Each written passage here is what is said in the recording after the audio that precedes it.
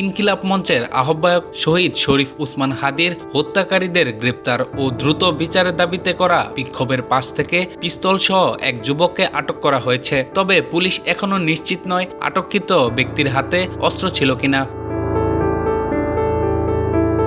সোমবার ২৯ ডিসেম্বর সন্ধ্যায় শাহবাগ থানার কর্মকর্তা মাহফুজ রহমান বিষয়টি নিশ্চিত করে জানিয়েছেন, কিছু আন্দোলনকারী একজনকে থানায় এনেছে। উনার কাছ থেকে অস্ত্র সদৃশ কিছু একটা রয়েছে।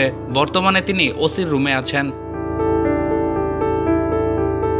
তবে আটক ব্যক্তির পরিচয় ও তার সঙ্গে অবরোধ কর্মসূচির বিরুদ্ধে কোনো সম্পৃক্ততা রয়েছে কিনা সে বিষয়ে তাৎক্ষণিকভাবে আইনশৃঙ্খলা বাহিনীর পক্ষ থেকে বিস্তারিত জানানো হয়নি। এর আগে শনিবার রাতে ইনকিলাব মঞ্চ আনুষ্ঠানিকভাবে ওই সর্বাত্মক অবরোধের ডাক দেয়। পূর্ব ঘোষিত কর্মসূচি অনুযায়ী রোববার দুপুর ২টায় শাহবাগ মোড়ে জুলাই স্তম্ভের নিচে জড়ো হওয়ার কথা থাকলেও বেলা ১১টার মধ্যেই বিক্ষোভকারীরা শাহবাগ এলাকায় আসতে শুরু করেন। তারা মোড়ের পাশের সড়কে অবস্থান নিয়ে বিভিন্ন স্লোগান দিতে থাকেন। সোমবারও এই আন্দোলন অব্যাহত রয়েছে।